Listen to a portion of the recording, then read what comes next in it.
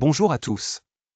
Aujourd'hui nous allons voir quelques bases très importantes du français, le genre et le nombre, les verbes être et s'appeler, et aussi un peu de vocabulaire sur les pays et les nationalités. Nous allons expliquer tout cela pas à pas, tranquillement. D'abord, en français, les noms et les adjectifs ont deux caractéristiques très importantes, le genre et le nombre. Le genre peut être masculin ou féminin.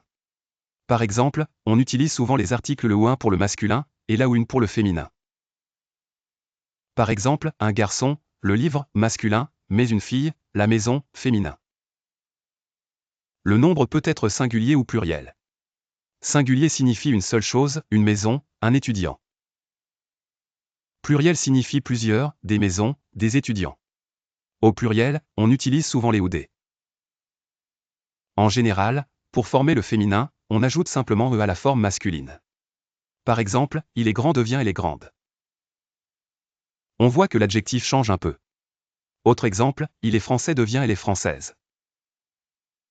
C'est une règle très fréquente, mais bien sûr il existe aussi quelques exceptions en français. Pour former le pluriel, en général on ajoute s à la forme singulière. Par exemple, une maison devient des maisons. On ajoute simplement la lettre s à la fin du mot.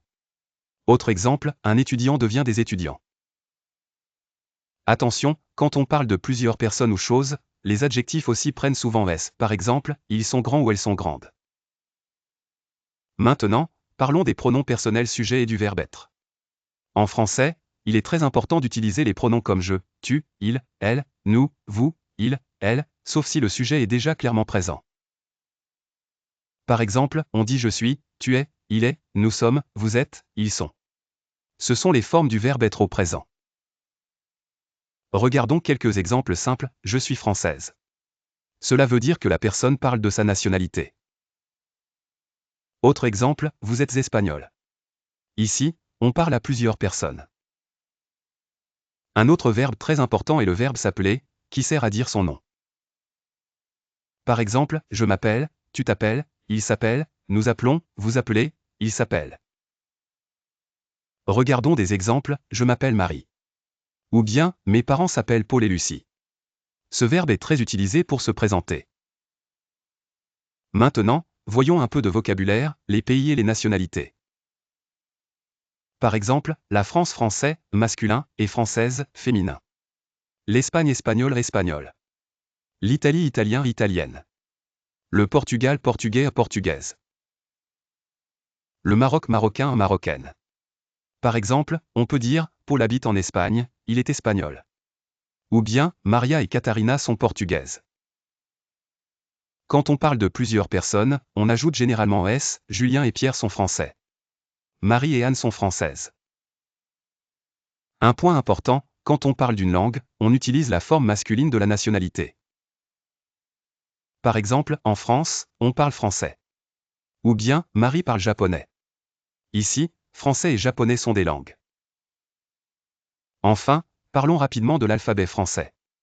L'alphabet français a 26 lettres, comme en anglais ou en espagnol, A, B, C, D, E, F, G, H, I, J, K, L, M, N, O, P, Q, R, S, T, U, V, W, X, Y et Z. En français, il est très utile de connaître l'alphabet pour épeler un nom ou un mot. Le français utilise aussi plusieurs accents. Par exemple, et avec l'accent aigu, et avec l'accent grave, et avec l'accent circonflexe, et avec le tréma. Ces accents changent souvent la prononciation et parfois aussi le sens du mot. Par exemple, école, père, forêt ou Noël. Voilà. Avec ces bases le genre, le nombre, les verbes être et s'appeler, les nationalités, l'alphabet et les accents, vous avez déjà des éléments très importants pour commencer à parler français. Petit à petit, avec la pratique, tout cela va devenir plus facile.